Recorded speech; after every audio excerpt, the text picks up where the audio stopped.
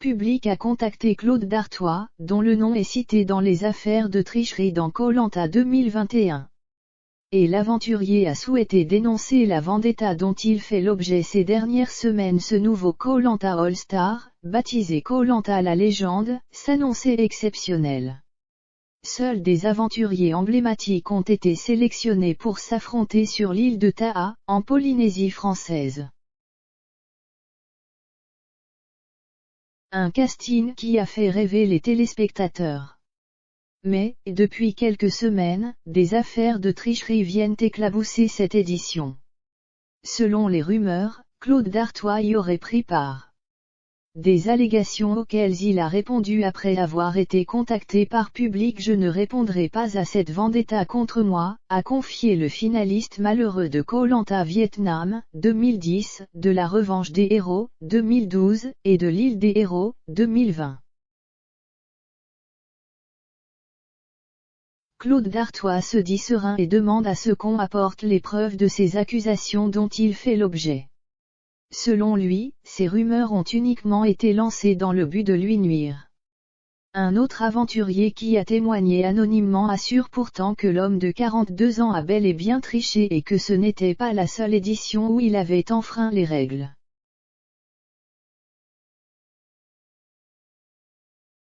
Personne ne cesse de demander pour quelle raison Claude n'a pris que 7 kilos sur l'île des Héros alors qu'en moyenne, et c'est vérifiable, un candidat perd environ 15 kilos, a-t-il lancé. Toutefois, chaque métabolisme est différent, peut-être est-ce donc l'explication de cette perte de poids jugée peu importante. Jusqu'à preuve du contraire, le papa de Marceau, 1 an, et Andrea, 6 ans, est donc innocent. Rappelons que l'affaire de tricherie a débuté avec Teyeyura. Ce dernier a été exclu de l'aventure après qu'il a révélé à Denis Brognard que, grâce à des pêcheurs, il avait mangé à 2 reprises. Il a avalé un plat de légumes cuits en journée puis un steak frites quelques heures plus tard. Et, sur l'île du Conseil, il a récupéré des papayes qu'il a par la suite cachées dans des paniers sur le toit de son campement, en attendant qu'elles mûrissent. Ce festin, il l'aurait partagé avec d'autres aventuriers. Les noms de Sam et Claude sont sortis dans la presse, mais les principaux intéressés n'avaient alors pas souhaité s'exprimer sur le sujet. L'affaire ne s'est pas arrêtée là puisque le 6 décembre dernier, le Parisien a évoqué un nouveau scandale. Il a beaucoup hésité sur la stratégie à avoir concernant sa triche. D'autant plus qu'un autre candidat les a surpris dans le noir et a tout raconté. Claude aurait pu dire que la tentation était trop grande.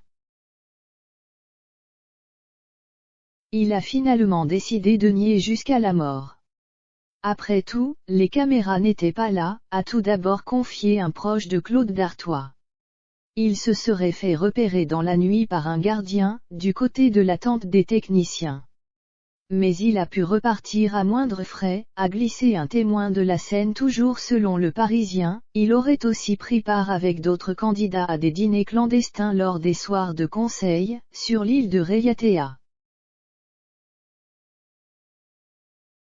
En effet, 4 à 5 aventuriers auraient attendu que les gardiens censés les surveiller s'endorment pour se rendre au Sunset Beach Motel, une pension de famille qui dispose de 6 bungalows avec vue sur le lagon ainsi qu'une grande villa sur jardin louée à des touristes ou des ex-métropolitains.